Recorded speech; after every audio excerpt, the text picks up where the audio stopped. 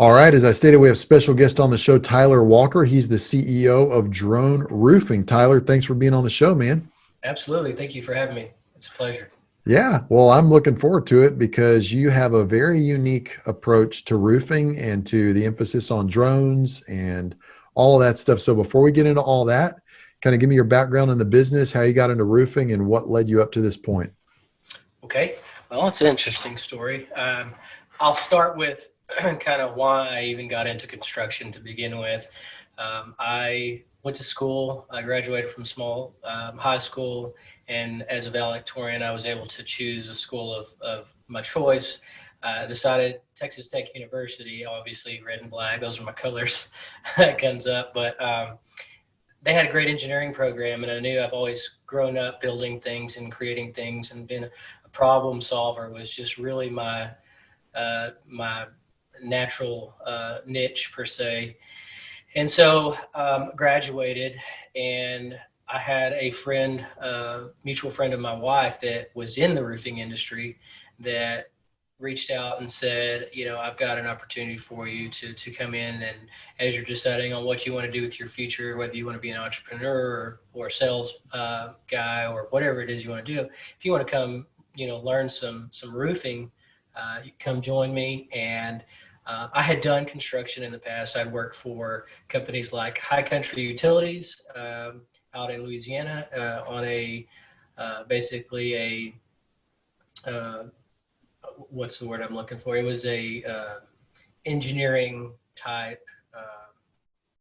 Oh, word slips. But either way, I started out with this company, just doing construction underneath them as an apprentice type. That's the word I'm looking for, kind of as an apprentice, to see if that's something I want to do in the future after I graduated. Work with people like that. We rebuilt an air traffic control tower from the slab up out on Lake Pontchartrain. I did some work for Fleur Daniels. All of this was just while I was going to school. So construction was always just in my desire to be a part of.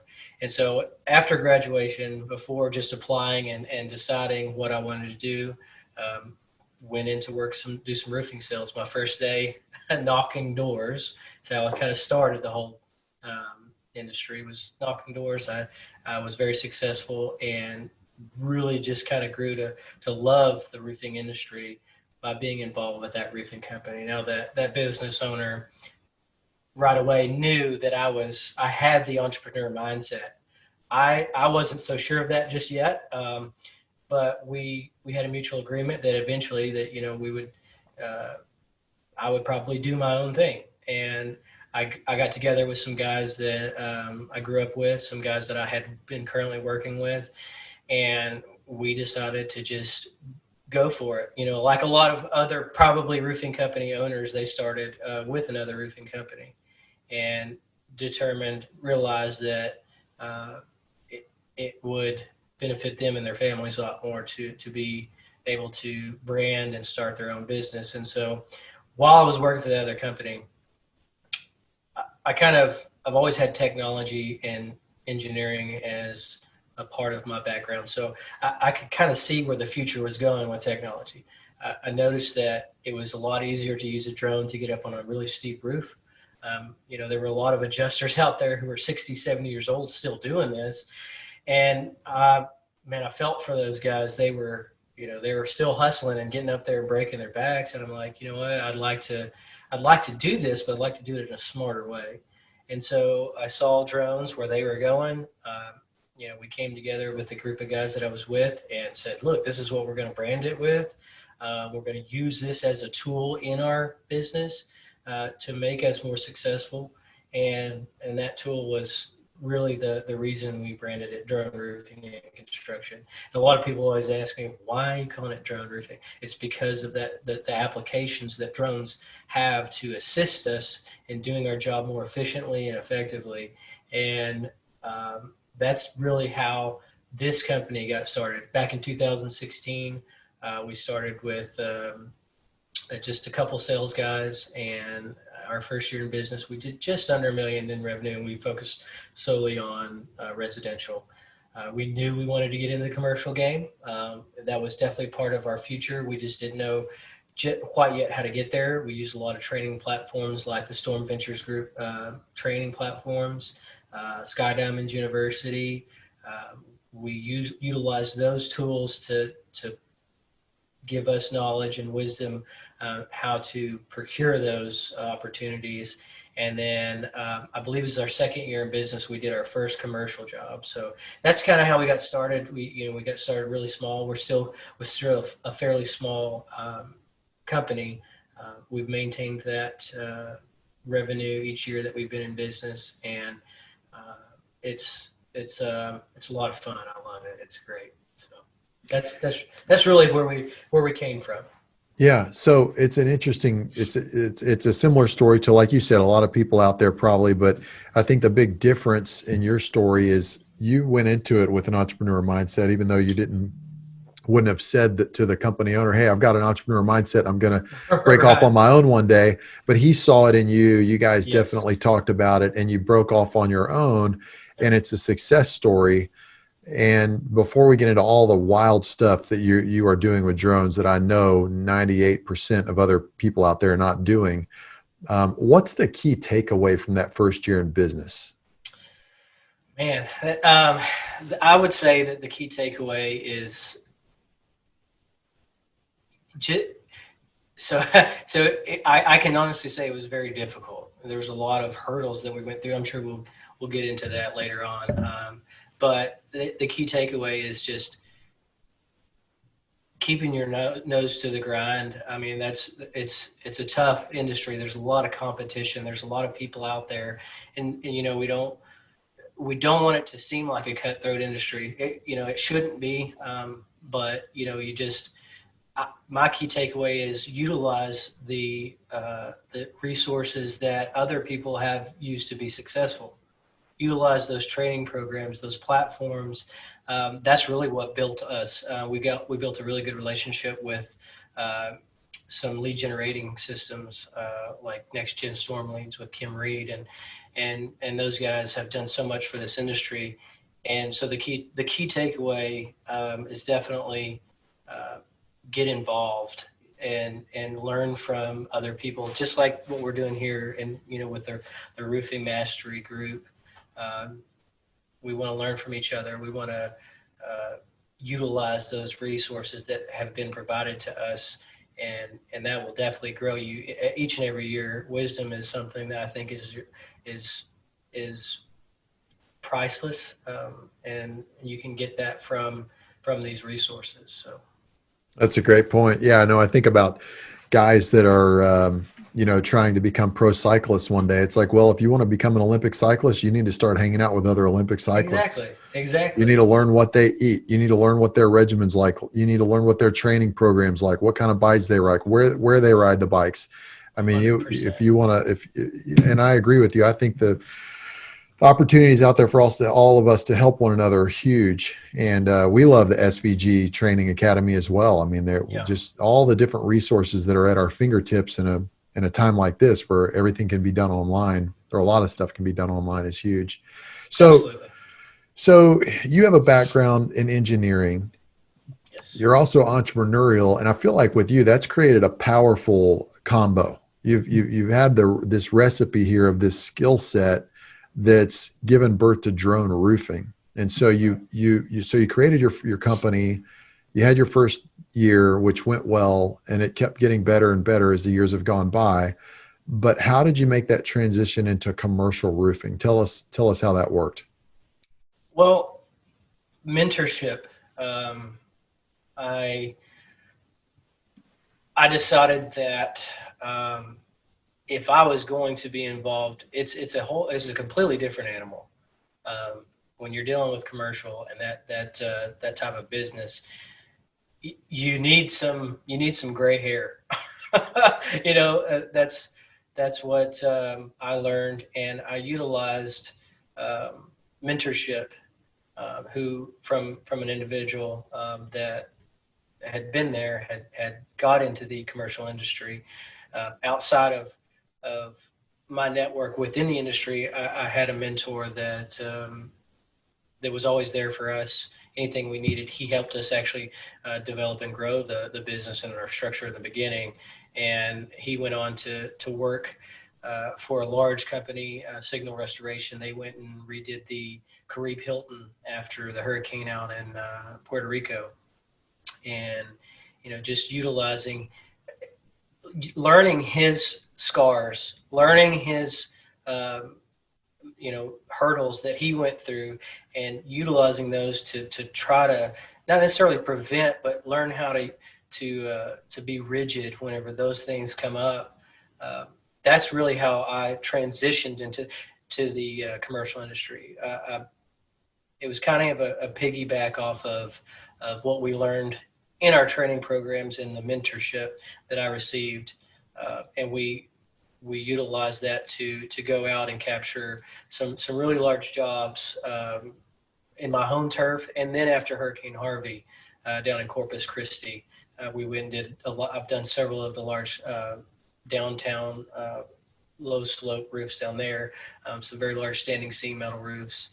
And getting into that industry was a huge transition. It wasn't an easy feat by any means. There's a lot more details, and you always hear the devil's in the details, and it is, especially in commercial. And so if one little thing can set you off course, and it's not that we're never going to make those mistakes, it's just that we're going to be able to learn from those mistakes, because we've got those things to compare to from other people's mistakes, other people's scars, and our own, and it grows us, and it allows us to really hone in on those key things to do a better job on the next one, to make sure that those mistakes are less and less as we go. And that was really the big transition for me and for our business, for our company. Well, I love that, because I'm just a huge fan of mentorship too. I've got a mentor that, like you said, has got some gray hairs, very, Yep. very successful business owner and wealthy entrepreneur here in Dallas, who set up a company that was a side passion, and grew it and scaled it to be a huge company and sold it. And I bounce ideas off of him once or twice a week. And I know that I wouldn't be able to achieve the goals I have in business. And it's just guys like that, when you bounce an idea off of them, they ask questions that you weren't even thinking about. Exactly. Like, oh man, I didn't even consider that. Thank you. Absolutely. I was so excited, and you just kind of deflated my balloon a little bit. But I'm really glad you did, because that balloon was really weak and it would have popped. Exactly. And that's you're 100% correct. Because at the end of the day, another thing I've learned, we can have these big opportunities in front of us, and it can make our eyes get really big. But, one really key thing that I always learned was no business is better than bad business. And you got to be able to have those outside perspectives when you have these big goals that you're trying to go after, because you're just gung-ho and you want to go get it done, but you got to have those questions. You got to have that pushback in order to, because just like you said, I've had those questions asked, and I'm like, gosh, I definitely would not have thought of that. And I'm glad that you said that, because now I'm reconsidering even pursuing this, not as to be a Debbie Downer, but just the more critical you are going into a scenario, the better off you're going to be, whether you get the job or not. You're going to learn from each scenario. Yeah. And I know some guys say, well, where do you get somebody like that? And my whole thing was, when I started looking for a business mentor, I thought, well, I know what I want from them. I just want some of their time. I want to ask them a lot of questions, but I don't want to make it this big, intense thing like, will you mentor me? Right. I really just kind of want to talk and see if we can bounce some ideas off of. And then if I want more, I want to say, hey, look, I'd love to talk to you a little more, but maybe there's something I can offer you. I've got a background in online marketing and business development. Like, is there something you'd like to get done that I could do, and you don't have to pay somebody for? And then in return, like, let's just grab lunch every 2 weeks. And here's some things I've got going. I just want to share those with you and see what you think. And that's kind of how it started for me. It wasn't this big, huge commitment. Like, will you be my mentor for the next 2 years? And, Yeah, and that was the same scenario for myself. It started out with just, hey, I look up to this individual. I think that he has a lot of positive things that I could learn from, and I'm just going to reach out. I'm going to reach out and just ask as many questions as I can. And I've learned that from my wife. My wife has so many questions, and I've learned that from her. And she's my business partner now, and that I think that's super important. Don't feel like there's a stupid question out there. Just if you are genuine in the way you ask and the way you um, reach out, then it's going to be beneficial for you. Totally. And so, as part of your journey, you've gone from working for a roofing company to launching your own with an emphasis on drones to then transitioning into commercial roofing. And so, let's talk about that. Because that's a competitive market as well. Yes. And so, how do you differentiate yourself in the commercial roofing world? Transparency is really how I differentiate myself.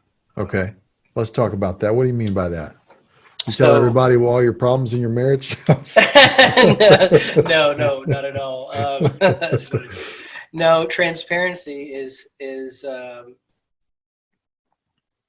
byproduct of that is trust. And at the end of the day, the the best way to gain business is through relationships, as I've learned.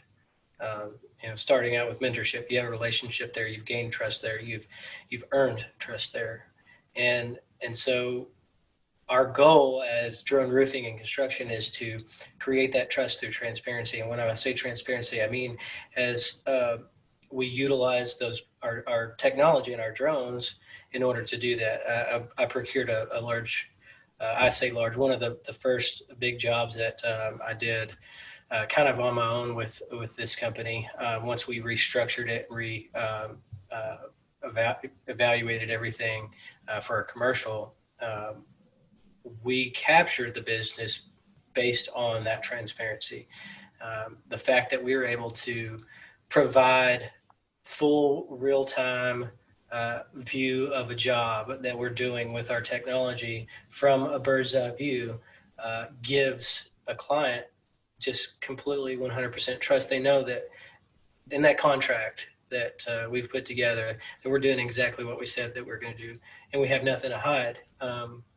So it kind of makes for a very difficult. You have to be very, very careful and strategic about what you do, as in following all the regulations, OSHA, all the requirements, because you're in a spotlight, and once you're in the spotlight, you have a lot of pressure on you, and so we're allowing people to understand that even though there's that pressure there, we are we're fully dedicated to doing our job the way that you asked us to, and we're proving that by allowing you to watch us do that job, to utilize technology that is more efficient, more effective in measuring, and also with thermal imaging, we have the ability to, with our technology, to see things that a lot of people can't see, and it's just providing data, facts, and just open.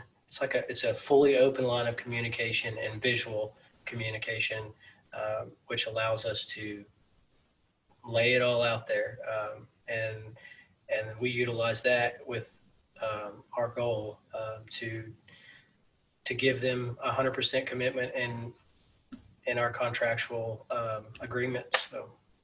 So let's paint a picture here, because I think there's a lot of people that don't have the proper mental image of what you're talking about.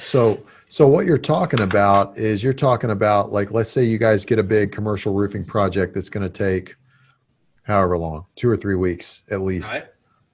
Are you saying you're going to have, like, I've got a DSI Phantom or whatever it's called drone, it's like, oh, it's like a foot Right. wide or something. Are you saying you're going to put one of those things in the air for 24 hours at a time? I mean, what are we talking Right. about? Yeah, absolutely. Well, we've got this guy over here that we utilize for, just our daily method of operations for documenting. We use Company Cam. It's a great application. It also does real time. You can upload those links, the video, photographs of, we don't have to physically step up on a roof to begin with. We can utilize the technology that we have through that drone to do a contactless inspection.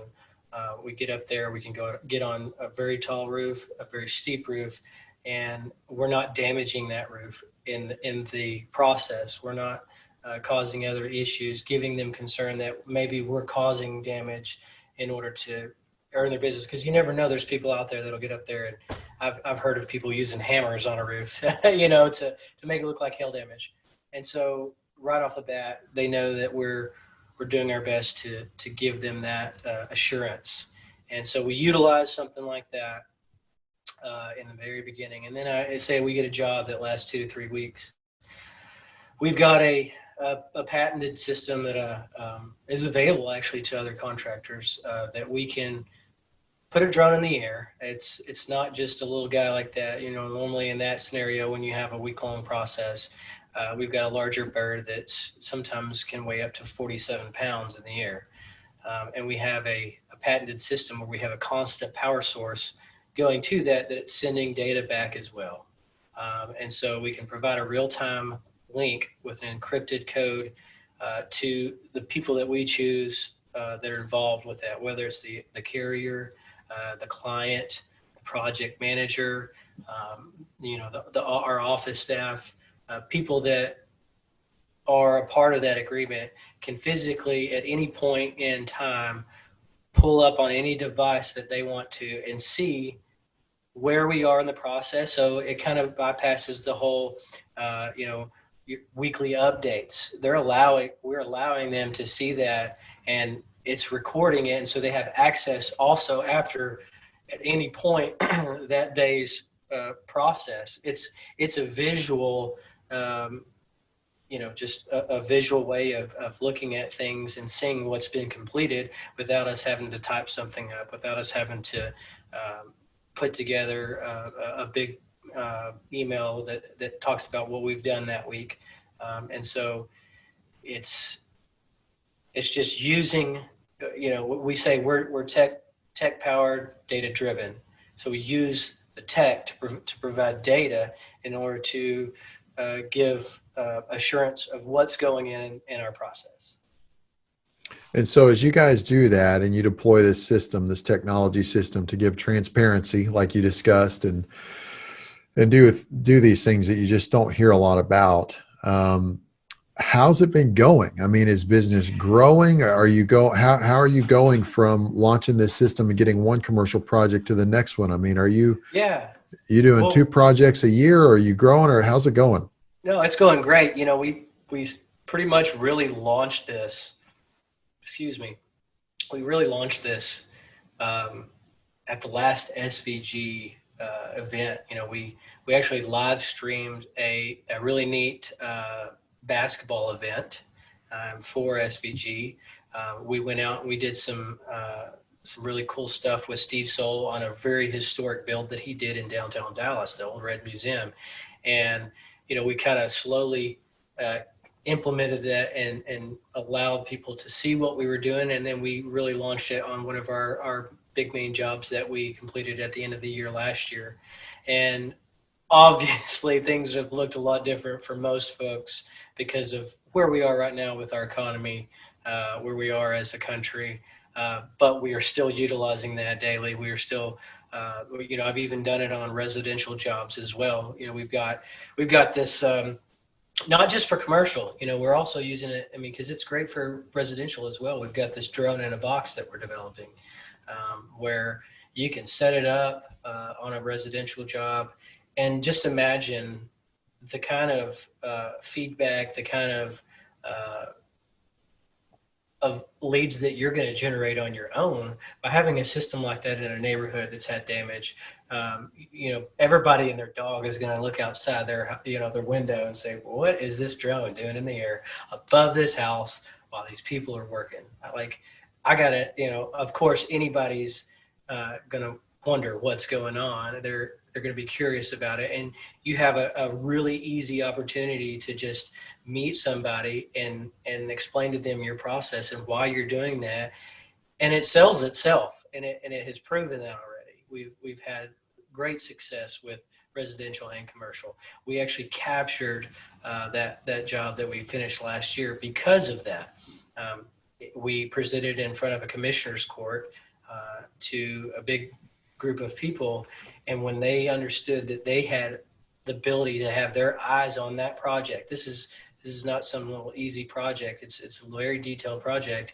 There's a lot of money involved. There's a lot of time involved. There's a lot of details involved. When they understood that they could have their eyes on that project and really essentially micromanage it themselves, that was the key decision that awarded us that job.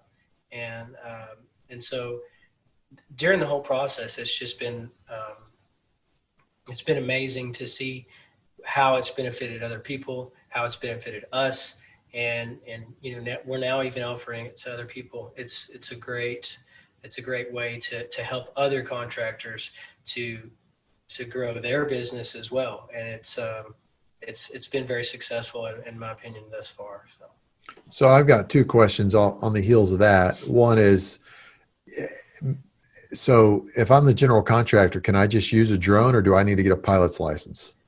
Well, you have to have a 107 pilot's license to be able to utilize that in a commercial way.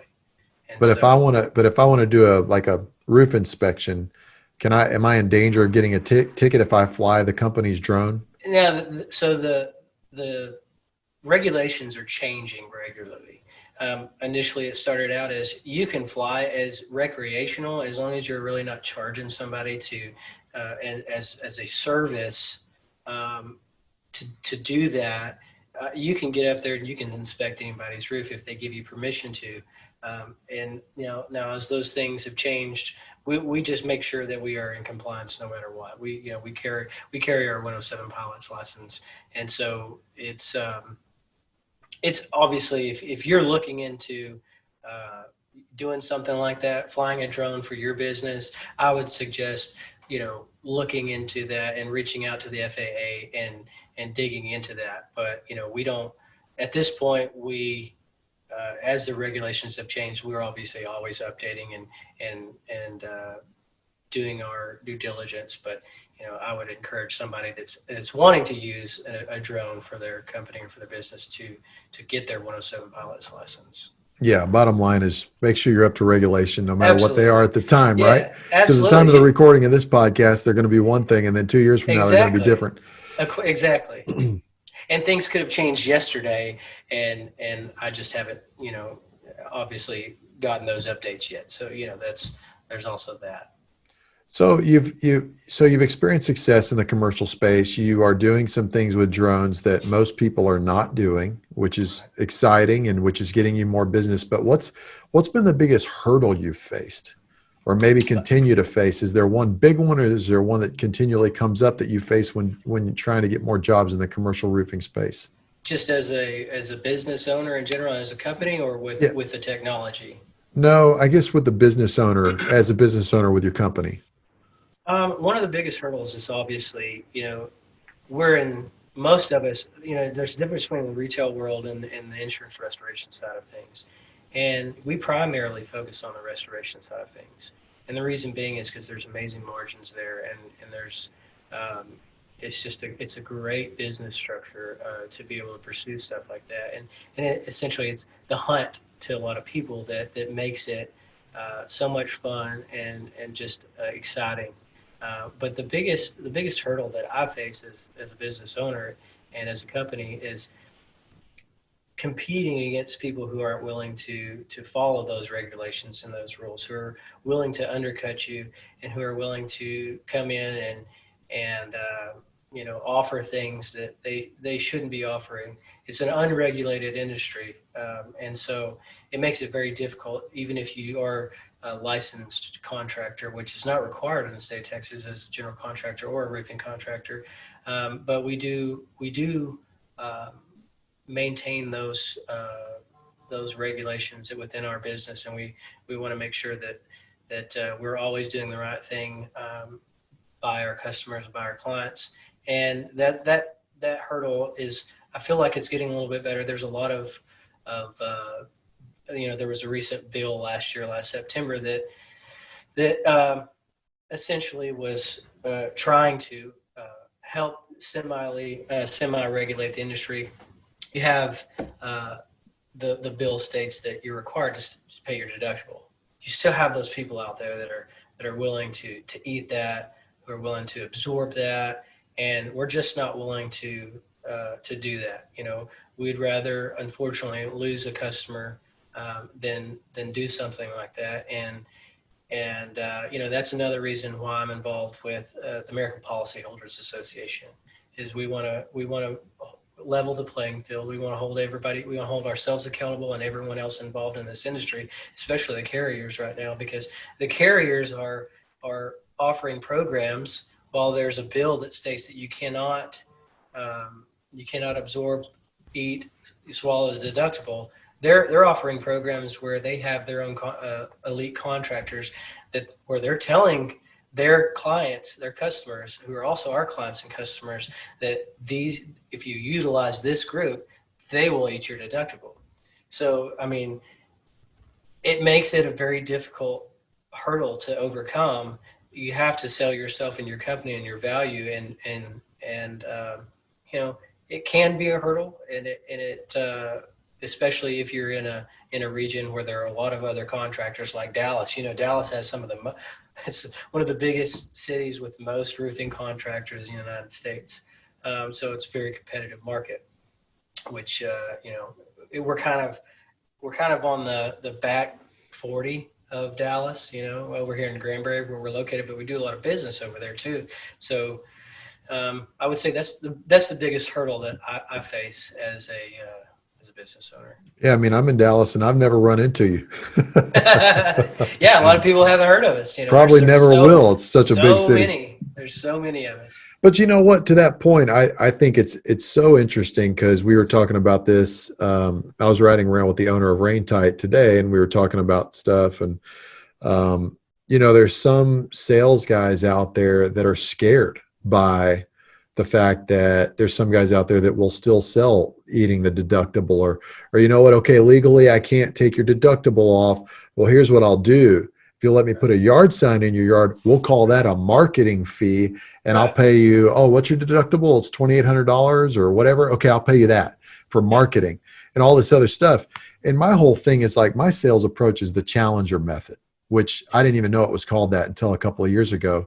But my philosophy is like, typically the customer's wrong. Like, yeah, if you're doing a service and the customer has a complaint, that's where I get where the customer's always right. That principle kind of comes into play because, hey, if they have a complaint, you need to validate that complaint immediately.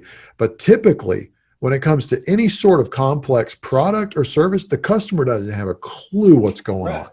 It's all about education. Yeah, it's all about it. So the whole sales process is about education. And when the customer says, well, I thought we could do X, Y, Z. No, you can't. You're wrong. Now, I'm not saying that you're wrong. It's hard to tell somebody they're wrong. And so we had a job in Highland Park. The roof is going to be finished today at the time of the recording of this podcast. Very affluent neighborhood in Dallas. They had another guy come bid the job. We came in and bid the job, did a full scope of work per manufacturer's guidelines, identified a lot of problems as well that needed to be modified, modifications to the roof and stuff. Part of the roof was super steep and it created a dead valley. Another part of the roof is flat. It's just a really weird project. And so anyway, we came in with a bid that was almost $10,000 higher. Of course. And they said, well, why is your bid so much higher than his bid? And I straight up told the customer, I said, well, here's his list of items. Here's ours. Here's what he left off.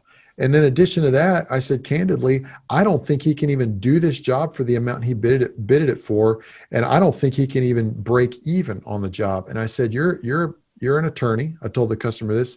And I said, what if your customer came back and said, okay, you've told me it's going to take 40 hours to execute this document. And the customer came back and said, well, I want you to do it in 20. You're going to tell them, no, I'm sorry, I can't do that. Well, it applies to my trade as well.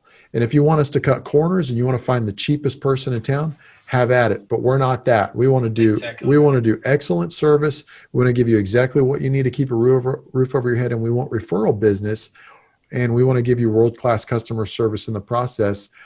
And that guy that gave you that $10,000 cheaper bid isn't going to do any of that. And man, the call ended. And honestly, I was like, I don't know if I close that deal or not. Right. Because at the end of it, he was like, okay, thanks. Well, I'm going to talk to my wife and we'll be in touch.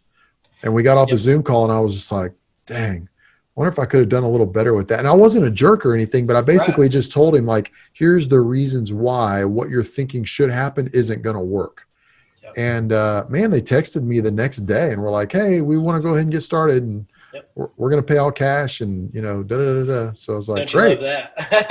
Yeah. Oh, that's excellent. Yeah. No I waiting mean, for the check. yeah. And there's things like code upgrades too, that roofers, you know, that'll come in there. They have no idea what those are. They're not following any of the code compliance, and that costs money, but you know, that's also billable to your insurance company in a restoration scenario. So it's just like you just said, it's just about educating your customer in a way that it's hard thing to do, to tell a customer they're wrong without just saying, hey, you're wrong. You know, it's very difficult. It's a big hurdle. It's a big hurdle too. So. Yeah, in our situation, it was interesting because it was not an insurance job, so Yeah, they're going to be which out is of pocket for 100% of it. even more difficult.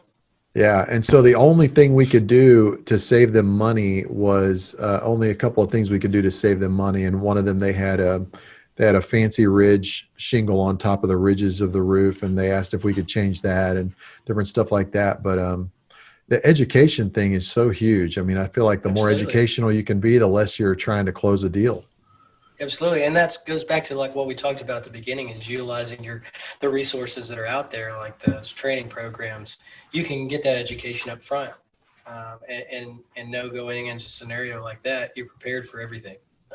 So Well, let it's me very ask you important. this, because I know you're growing a successful company. You're doing some things that are really creative. You're partnering, and you know, you're kind of forming strategic alliances with people in the industry that are real movers and shakers.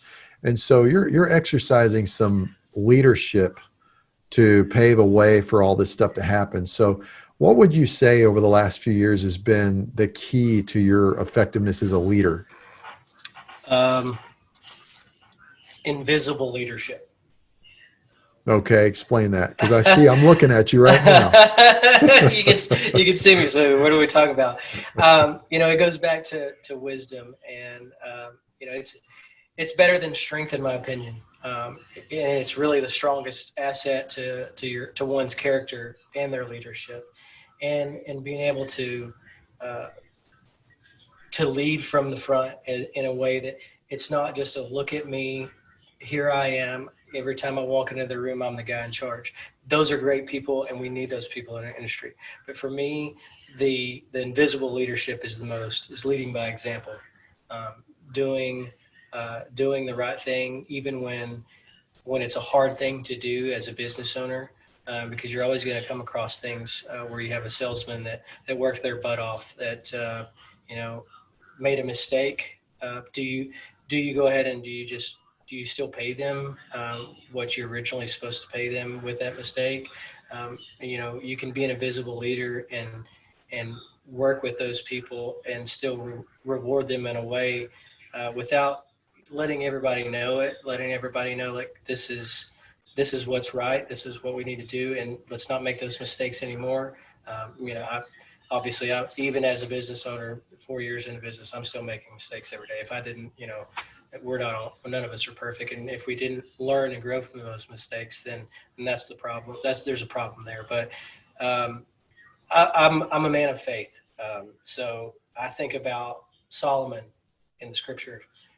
You know, he he met this guy that there was this city that was going to be destroyed, and there was a guy that everybody knew in the city. Well, really, actually, I take that back. Not many people knew who he was in the city, and he didn't have any wealth. Solomon was a man of very very much wealth, and he saw this individual that was essentially homeless, poor, didn't have anything, but he saved that city from destruction.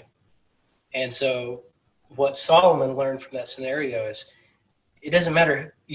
Everybody doesn't have to know who you are. Everybody doesn't have to know um, exactly what's going on behind the scenes, as long as you have the wisdom there and you're searching for that wisdom and you're seeking that inner peace. Like I was talking about, I've been reading a book. It's called matter of fact, it's right in front of me, The Way of the Warrior. It's an ancient proverb to inner peace. And, it is a faith-based book. And I look to things like that in my faith to help me to be that invisible leader. And not always being invisible is going to get you where you want to be, but being able to, at the end of the day, lead by example is more important to me than trying to be all show, just, hey, look at me, like, look at what I've accomplished. None of that matters. What matters is your character. And at the end of the day, if you've achieved great success, it's because of, you can sleep well. It's because of your character, and your success isn't defined by monetary either. It's defined by your growth, and your character. And so that's kind of the way I see it, the invisible leadership that I want to reflect. That's good. And it sounds like, if I hear what you're saying correctly, it sounds like you're basically leading in a way that you're trying to help others. You're trying to fulfill a vision, but you're not making it about you. You're not seeking recognition, because some people Right, exactly. could interpret that the wrong way, and make it sound like you're saying like a passive leadership or whatever, but it's not. It's very Right. No, active. exactly. It's very active. And it goes back to that ancient proverb that I was talking about, that nobody, at the end of the day, nobody really knows who that man was, but it didn't matter. He saved that city. He was the reason that city was saved, because of his wisdom. And he didn't need this persona, this crown, this high, uh, you know, he didn't have to be somebody of importance to be able to do that. It's just, like you said, it's leading by example, but not trying to be part of the spotlight. That's good stuff. Yep. Yeah, I think when you really try to make other people important and help them achieve a vision worth achieving, it's exciting. It's not about you, it's more about them, but there's such a satisfaction that comes from that too, when you're not making it about you. There's just something special. I feel like the way that we're designed, that we get great satisfaction when other people succeed, and we can truly enjoy that when we're trying to Absolutely. help them reach their goals and stuff like that. So, man, that's really cool. I 100%. I haven't heard anybody share that story about Solomon. That's a great one. Usually, you hear different stories about Solomon. That's a really good. Yeah. It's a really good story. So, well, man, there's so much we could talk about with drones, with commercial roofing, with leadership, with sales. I mean, I guess before we end this interview, what's one final parting piece of advice to our listeners based on everything we've discussed today? Well, um, no matter what hurdles you do face, because you're going to face them. We're facing hurdles as we speak as a company. You're always going to come across things that are going to try to slow you down. They're going to try to stop you in your tracks. And if you if you give it everything you have, if you are doing everything you can to be a better leader, to be a better person, and to help other people, like we were just talking about, it's going to work out for you. You're going to get over those hurdles. You just have to keep on doing it. I ran hurdles in high school. I was a state track athlete. Went to state in a small 1A school, and so I literally had to overcome hurdles and give it everything I got, on a daily basis while I was doing that. And it's just the same way in business. They're in your path. They're coming no matter what, and you're not going to be able to stop them. You have to learn how to get over those hurdles and utilize all the things that we talked about during this whole podcast to do that. And so just keep on going, keep learning, keep growing. It's like Anthony says, if you're not evolving, you're dissolving. And so it's some great wisdom to impart on anyone that's looking to either become a business owner, who is a business owner, or just a salesman. You can overcome those things, and you will. And so That's awesome, man. I mean, it leave doesn't it at really that. fall in line with my get rich quick scheme, but Well, it can happen, and it it's will awesome. happen to those who just. I mean, hey, we've only been in business 4 years, and we're on the cusp of being there. So it may not be a overnight thing, but it's definitely pretty quick. There's a lot of companies that have been around for a very long time that don't have the opportunities that we've had, and we're thankful for every opportunity that we come across. So essentially, you can get rich quick. You just have to work really hard for Yeah, right. And of course, we know everybody knows I'm joking about that, it. Yeah, for sure. man, that's good stuff, Tyler. I appreciate you being on the show, and it'll be neat to have you back on in the future and just hear how Absolutely. drone roofing has evolved and grown, and just the more things that you guys have done as you deploy this technology and offer it to other contractors around the U.S. That'll be Yep. really neat to come back and revisit that. So, anyway, Tyler, thanks for being on the show, man. Thank you. I appreciate it.